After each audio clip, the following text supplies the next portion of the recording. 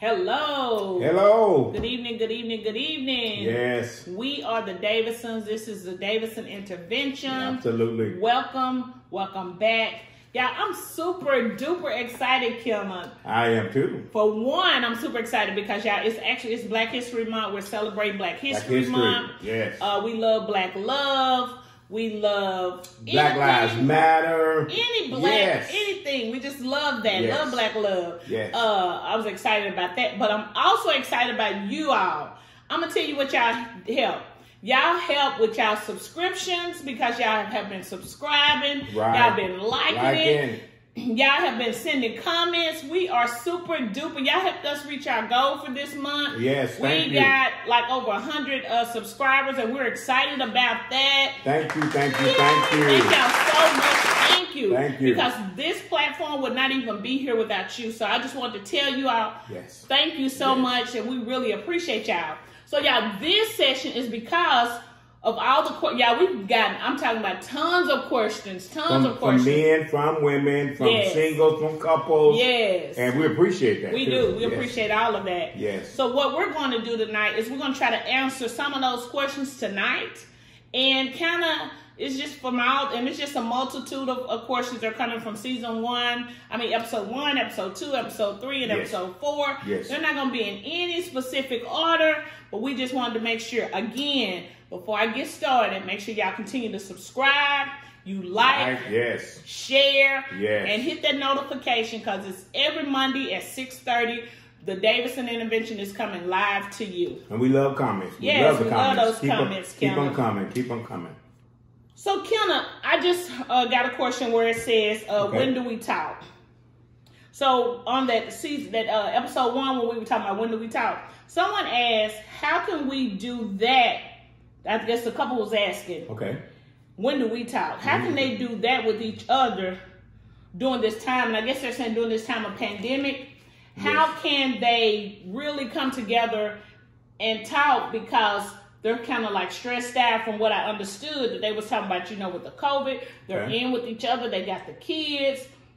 They have just everything, and it's just kind of chaotic. So how can they find that time to talk to one another? That's what they ask. And that's a good question, that's too, really because good question. Oftentimes we see couples have that same problem. The hustle and bustle of life. One has a earlier shift, one has a mid shift, and they almost see each other in passing. Right. So what we have shared with them, how we do it, is that we have to set a time up. Okay. And say, look, at this certain time, after you get off, after I get off, after we have toned down, can we just have a conversation? But I get that, but we already here. You working remote, I'm working remote because that's kind of what they said. They're working remote. Okay. So how can they find that time with each other to balance it? Because we together all day. Right. Anyway. Right. How can we find that time together to work it out? We have to learn how to shut everything off. Okay. Because if you don't shut everything off, that means the world is going to control your relationship. Okay. Your job is going to control your marriage. Okay. Our job is to learn how to tap the brakes and say, okay, enough of job today, enough of kids today, enough of society today. Let's talk about each other. Let's calm down. Have a minute or two. Get your Calgon moment. I'll get my little moment. Right. And let's calm down and talk. And we've tried that several times. And now we're getting it down to where we can kind of see our way through it. I like that. I think even just to kind of piggyback off of what you're saying is that, even in spite of the COVID, because we realize the COVID is here. Some of us are all working remotely. We get that. So what you all have to do is find that time, even with kids. Especially to me, with older kids, let them go and have their moment. Go and say, okay, y'all gonna be in this part of the room. Y'all gonna be there for about an hour. Stay right here. Me and Dad, we have our time. Because what you have to do is to let people know that it is our time together. It's important. Because if you don't, it's going to wreak havoc on the relationship. So what you have to do, and even with younger kids, sometimes you got to work around that and just allow them to be there in the midst where we still talking. Because even when we sharing with couples sometimes, we tell them the kids don't bother us. The kids moving around. Just know how to balance that because your relationship is more important. I like that, Kenneth. That was really good. Yes, it's not easy now. I don't want you to think it's easy. I mean, it takes time. It's going to take practice. It is. Practice. in order to perfect it. So that's what we're going to have to keep doing. Right. Work. Yes. So another question came in and it said, how can I make my life, how can I make my spouse my best friend, my best life be my best friend? Remember when you say you got to have the best life and your best friend? So that's what they was asking. How do you make your spouse? How do we make each other our best friend? That's a good question. That's a good question. How do we make each other? That's a good question because that's not easy. Okay. Because oftentimes we can become each other's enemy. Okay. You make me mad, I make you mad. Yes. The hustle and bustle of life, jobs, career makes us mad. Mm-hmm. And then next thing you know, instead of being friends, we're enemies. Mm-hmm. So we're going to have to learn how to draw the line. Okay. Tap the brakes and say, look, what is it that I'm doing to make you so upset at me? Okay. What am I doing to make you so upset at me? Okay. So once we realize, we figure that out, what's causing us to have that distance. So once we cause ourselves to figure out what that distance is, how do we reel it in for us to be best friends? Because that's what they want to know. Because even though we're talking about them being, realizing they're not the enemy, right. How do we reel it in to where, we can flip that switch and allow us to be best friends? How do we do that? And what I did is what I tried to do with you was to try to remember what was it about you that attracted me to you, that made me want to date you, that made me want to fall in love with you, that made me want to be more romantic with you. What was it that I did? So I had to think about some things that piqued my interest about you. Okay. And I think with me, it was I just remember when you and I was dating, and I think we may have been married. I'm not really sure. I'm going to say dating. Mm-hmm. We were dating. I used to hang out Fridays and, play cards and stuff with my girlfriends and stuff. And I just remembered I invited you over. You came. You looked like you were having fun to me, but you was probably like, oh, no, we're going to have to change. Well, later on, you told me, now I'm going to have to change this. So what you did is, and I didn't realize it. You didn't say to me, we got to change this. Right. What you did for me was gave me something else fun and stuff to do. So when you and I started hanging out and doing stuff, because, both of us didn't want to just sit at home and twiddle our thumbs. Right. And I didn't want to be with all girls night out and all that kind of hustle and bustle. So I said, we're going to have to create our own atmosphere. That's what you So did. that's what we tried to do. We tried to create our own atmosphere, find things to do, bowling, skating. Okay. That's before COVID hit. Okay. Bowling, skating, and just enjoying one another's company. Okay. Even one to walk, just having a good time. Yeah, I remember we used to go play basketball. Yeah. We used to go walk. We used to do a lot of stuff. And you know what?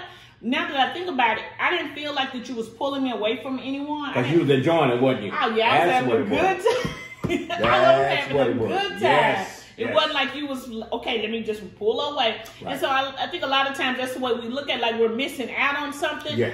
But I didn't feel like I was missing out on anything because I was having fun with Kenneth. And so the more we started hanging out, the more we started sharing with each other, started telling each other. So that to me eventually how we became best friends. Yeah, and then we started telling each other little secrets. Yes. And next thing you know, our secrets got larger and larger. Yes. And then sometimes I had to say, wait a minute now, tap the brakes a little bit. You're telling too much secret. Too much secret. He did tell me that. I love it. We always tell him I do tell too much. Yeah. So that's one way to do it. And then you just have to be creative and just help each other. Yes. Communicate with each other. Talk to each other. Tell each other, no, I don't like that. Yes, I like this. No, you don't like that. I like that. We have to do that. Learn how to do that. Yes. I love that. Y'all I'm loving these questions y'all keep them coming. So another person called in. Didn't call in. They wrote in and they said, how do y'all not allow things to divide y'all? Because they heard us mention whatever we do, we don't let it divide us. Elaborate a little bit more on what you mean by that. Okay.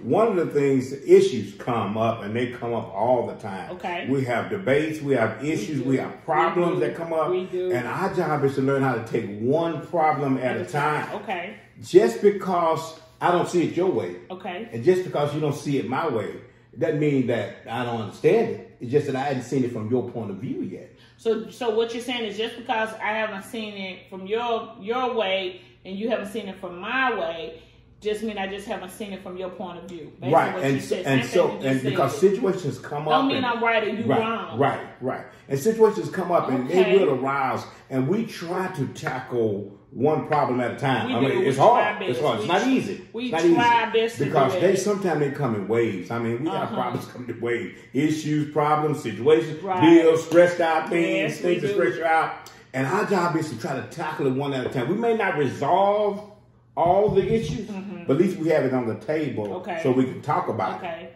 And then that way, it doesn't have a giant build-up to where I'm stressed out now. And anything you say to me, I'm ready to explode. Exactly. You're stressed out. Anything you say to me, I say to you, you explode. Right. You know, and so we're trying to have a medium there so it won't divide us. Right. And I think we come to a point to where whatever we need to talk about, we just gonna talk about it. Hey, Let's just put it out there. Might as well. Kenneth, you know, when you said this, I didn't like the way you said that. To me, you were saying it a little aggressive. And I think we just, like I said, we just talk about it. And you have to try to talk about it. Once we get it out there and understand each other's side, like we said, don't mean I'm right and you wrong. We're just trying to understand it from each person's perspective. Because it's not easy out there. I tell couples all the time, marriage is hard work. As hard as you work on your job, hard as you work in your career, your field of labor, whatever you do, you have to work just that hard in your relationship, in your marriage. Yes. Because if you don't, guess what? You'll spend more time on your job, your career, and less time on your relationship. That's true. I like that, Daddy. Oh, that's so good. I like that, Kenneth. All right. I have a question. This is one I heard, and I saw it come across the screen that said that, how do you know that you're the right person for me, or I'm the right person for you? How do you know that? That's a good question, because I'm going to be honest with y'all. I didn't think Kenneth was right for me. Physically, what I was looking at. I'm just telling you, what I was saying physical, I didn't think you were right for me. Okay. You talked about that. I said that in like season, I forgot which one episode, where I said I was looking for tall. I said you were old, you were 9 years older than me. So physically what I was looking for, no, then you were not. So you were looking for the tall, dark, and handsome type guy? Yeah, I was. What? Yeah, I was. I was. Okay. Well, all right. I'm glad I know that now. Yeah, my son, tall, dark, and handsome. So yeah, that's what I was looking for. So okay. You answer the question. How did you know that this guy was the one? Well, I realized Kenneth was the one after we went out a few times. And like I said, he asked me to marry him really early. So, no, I didn't think it was then. Like I said, when I prayed and asked the Lord to allow me to have a feeling that I never felt before, and I had this feeling. And it was even before then, because to me, in order for me to pray about, to see if you were the one, I had to have that in my spirit to feel like that you were the one. I think just with you and I hanging out, the way you treated me, our conversations was great. Just everything about, I love how you just took charge. Everything about you, I was just like, okay, I like this about you.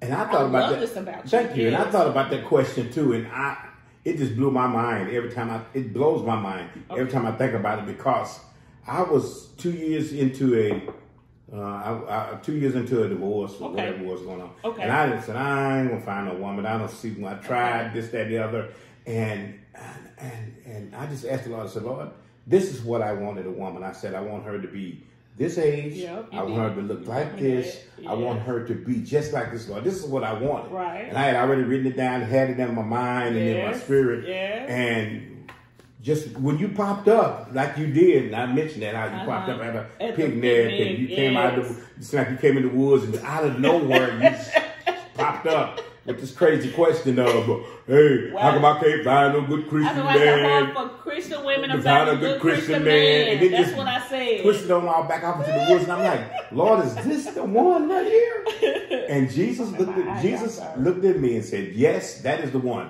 Just like that. It was just that simple. Jesus said, that is the one.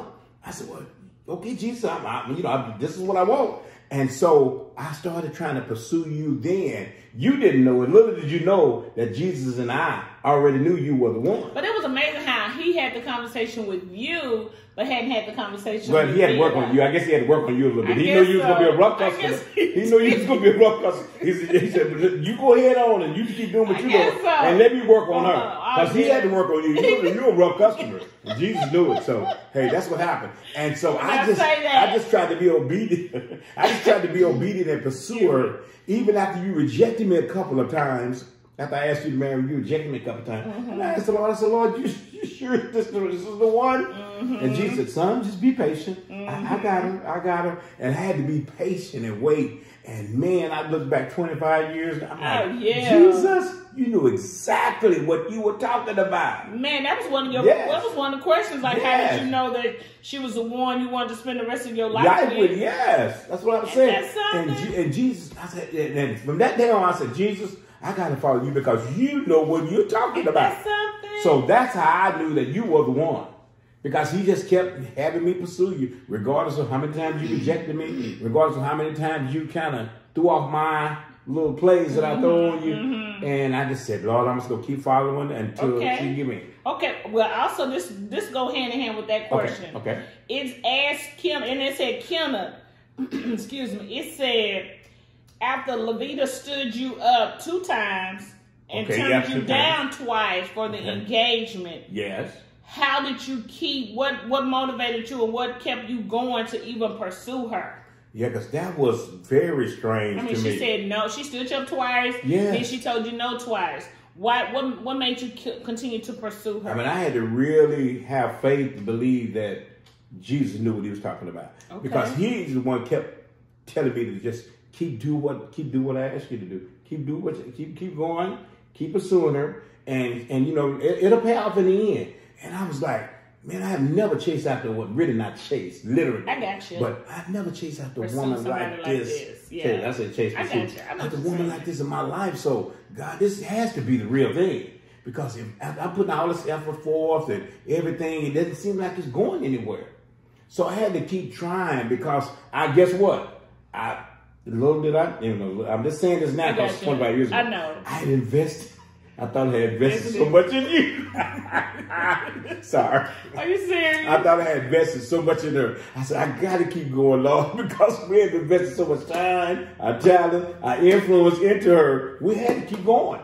I mean, so that was no other way out. I had no other way. I didn't see it that way. I just saw it as fun, free food, a meal, a trip. You know, I didn't see it that way. But you saw it as investment. I didn't see it as an investment. Well, that's what I was telling you. I didn't tell you. I know you did. I didn't invest so much time into this relationship here. Right. What is it going to pay off in the end? And he just told me to keep going. He told me to keep going. So with that, Kenneth, it didn't turn you off. Someone asked, it didn't turn you off that she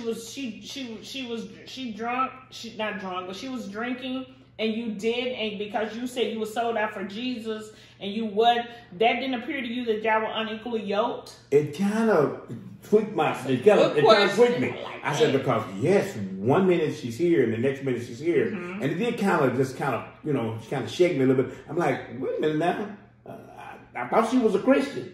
and that's what I was saying back then. And you are a good Christian. And I was then. But it didn't turn me off, but it just threw a sign up that said, okay, that's just one. Not to strike against you, but that's just one area we're going to have to pray for. Wait a minute. It's not a strike. But no, it's just one area we had to pray for. Because remember when you were drinking that margarita and I prayed for it? Yeah. I said, Lord Jesus, I said, bless this food, bless this margarita. You looking like he asked the Lord to bless this margarita. I sure did. And I'm like, Lord, you know exactly what you were talking about. And that's why I said, excuse me, sir, pass me. I was like, I'm going to need another one after this with him. So, because it didn't turn me off, like I said, because I think we had a good conversation. We were laughing. We were joking. We were having a good time.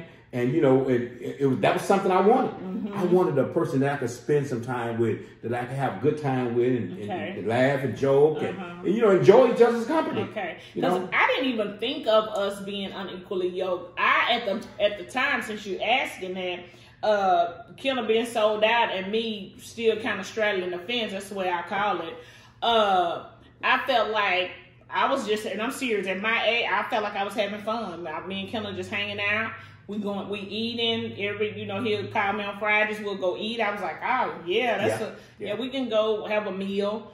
And I was down with it. And then Sarah, this, you know, after I get my hair done and stuff, what you want to do? You want to go, oh yeah, we can go. What you want to do? Go to a play? You want to go, whatever you want to do. So that's the way I saw it. Right. It seemed like we were enjoying ourselves back then. Enjoying each other. It wasn't anything negative, you know. Negative. And it's just like at the end of the day, you know, we'd go our separate ways. We were enjoying each other's company. So I thought I think that was healthy. I thought it was. I thought it was real good. Yeah, that was healthy. Someone asked me, said, do you remember when you said you've been winning ever since? Can you please elaborate on that?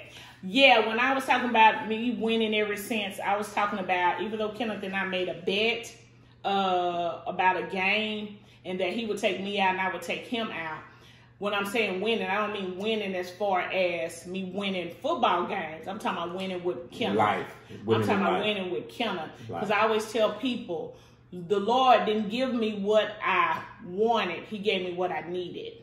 He didn't give me what I wanted. Yes, I needed Kenneth in my life. Okay. I probably wanted something else, but where I was, and like he said, he was pursuing me, but I needed Kenneth. And Kenneth don't really, and I tell him this all the time, he always helped me. He helped me to change my attitude, change my thought process, just look at things different. And I, you know, don't get me wrong, I give the Lord much credit. I give him a lot of credit because I realize the Lord has done a lot in my life.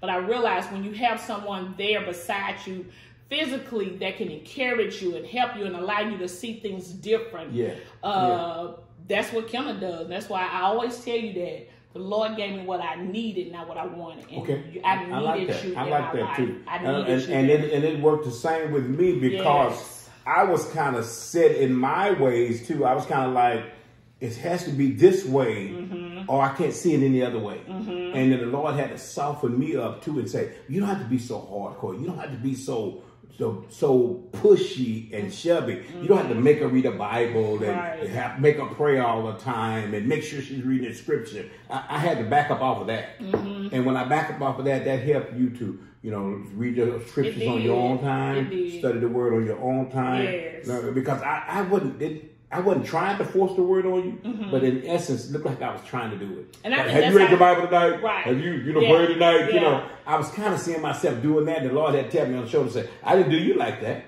So why are you doing her like that? And I think that's the way I took it. Because to me, and I'm just going to tell y'all something, people that know me that's watching know I could have attitude. I was rebellious. So I know with him doing that, it's almost like I'm going to do opposite of what you asking me because it's like you trying to tell me what to do. I don't like people to tell me what to do. You can ask me to do whatever. And if I feel like it, I don't mind. But don't just tell me that you gonna do this. And that's what I was hearing. He never said those words. You gonna reach up. You never said those things. Right. To me, that's what I was hearing though. And he had to show me that too. Say, now I was patient with you when you would help you take your time and get to know me more and pursue me more. So I need you to be patient with her. Exactly. So I had to learn that. And that helped me become a better leader in the home, a better husband. I like that. You have really been patient. You have been patient. The Lord was patient with me. I had to be patient. He was patient with me, and I know I was a hard knucklehead. Yes. So even they ask a question, why do you say 6 months to a year for a wedding? Because when y'all were talking about, you know, how long is too long, and they say why are we suggesting 6 months to a year? Why we can't do it 2 years, 3 years? So why? And I go back to what he showed me. He said, the Lord said that if this is what you want and you're pursuing her, you know, take your time, but hurry up. Okay. That's what he said to me. The Lord said, take your time, but hurry up. What do you mean by that? Because, you know, there's an image, there's a projection, there's, you know, God's ordained order was in place right there. And if we as Christians want to show the outside world how to do it, we shouldn't have those long engagements and those long wedding planning times. Because if I say the Lord sent on my way, or Lord gave me exactly what I wanted, gave me a wife, why should it take me so long? That makes to sense. Marry you? Why should it take me 6 months to a year to 2 years to marry you? This is what I want. I know this is what He gave me. Yes. So my job is to continue to move forward to that, and get on toward marriage, and then we can do it His way. I like that, Kenneth. And I also thought about, and when I told y'all about every month, I had an excuse for why. I was just looking for a particular month. I wanted to do it like June because I wanted to be summertime. That was just me. And it wasn't that I just wanted us to have an engagement forever. I was just looking for a particular year and a particular month. And that's just me being a woman. That's just what I wanted. So, like you said, when you get married and you want this special cake, you look for this particular dress, you looking for these particular flowers. You know what you want and what you want it to look like. So that's the only reason why I was pushing June or July. And I think that's okay if you want to, pick the right setting, the right time. But I don't think it should last a year, 2 years to figure that out. I got you. I think if we're made for each other, you think we're the ones that want to spend the rest of our life with each other. I think we should go ahead on and get it set up, get everything ready, 9 months to a year. A little bit over that, maybe 2 years if that. But we should go ahead on and pursue it and get it ready. Because guess what? You're going to have the rest of your life to plan out everything. Plan out wedding days, plan out anniversaries, plan out, birthdays. Yes. You have all of that to spend the rest of your life with. So let's go ahead on and do it the right way and just move toward that goal. I like that. And I think this is the last one that I saw that was on there, unless you could think of some more. But someone asked, what did you mean when you said, because I think on episode 4, you said something about, you mean for us not to grow out of it versus growing together. I guess us not growing out of it. I don't remember. I'm trying to remember. Because you said something about that. So they want to know, what did you mean by that when you said don't grow out of it versus growing together? Okay, that could hit a gamut of things. But if it's love, if it's purpose, if it's direction, and if it's our relationship, we should, strive to grow closer to each other. Yes. And so what we have to do is put somebody in the middle of that. Who is at the top of that pinnacle? I get it. I think we were talking about we don't want to grow out of our relationship, and we want to grow together, because we can grow out of our relationship if we don't continue to water this and we worry about everything else that's outside. I think that's what they meant versus when they was asking grow out of it versus you have to work on that too. I tell couples all the time, marriage is hard work. And the more you put into it, the more you water it, the more you fertilize it, the more you neutralize it, the more you can see your marriage take off. Yes. And you would be surprised. I would be surprised. We are always surprised that as much as we pour into our marriage, the more the Lord pours out, and He just gives us so much. He does. He enlarges our territory even more, because we're pouring so much into our relationship and others' relationship. Yes. So that's what you got to work on. If we work on focusing on doing the right thing, outside influences won't disrupt our marriage. It won't disrupt our relationship. Yeah. And that's what we have to work on. And I think at the end of the day, it's all about revive, restore, and reunite. Because that's what Kenneth and I do. We always try to revive. And what I mean by that is we revive each other. Kenneth encouraged me. I encourage him. So once we're revived, we begin to restore it and say, okay, Kenneth, let's motivate. Let's do this. Let's continue to go and do this. And then guess what? It's going to bring us closer together where we're doing nothing but reuniting. Continue reuniting with each other. And that's what it's about, y'all, because if you look at each other as enemies and don't look at each other as best friends, you're headed for destruction. So I just want to encourage y'all. This is my best friend. I tell Kenneth, like I always say, I tell him too much, but he is my best friend. He is my sounding board. When things are not going good, instead of me picking up the phone calling my girlfriend, I pick up my phone and I call Kenneth. And he know I get upset when I really want to talk to him and he don't answer. But yeah, he knows that he is my best friend. You have to be careful about that, because when you do call, I always say, hey, you want me to solve the problem for you now? And you'll say, no, I don't want you to I'm not looking for a problem solver. I just want an ear. I just want you to listen. To, I just need to vent, and you need to listen to what I have to say. And we were telling a couple this other night that we asked them a question: who is the most important person in your marriage? And they looked and they was kind of puzzled and they was trying to figure it out, you know. And it's not the kids, it's not mother and father, it's not sisters and brothers, it's each other. Exactly. We have to learn how to revive that and restore and reunite that. You know, we have to become each other's best friend, and we have to realize that we're the most important people outside of Jesus. We're the most important people in our relationship. Yeah. And if we can ever learn to bridge that gap and get this thing back on track, you can see your relationship, your marriage take off like never before. Yes. Can I think that's good? Yes. Y'all, we enjoyed this segment tonight. Yes. We really enjoyed it. We want y'all to keep those questions coming. Absolutely. Go ahead. Don't forget to subscribe, like, and share, and continue to make those comments. If you want to send me an email, don't forget you can send it to thedavisonintervention at gmail.com. Yes. Also, if you want to check out our website, it's www.thedavisonintervention.com.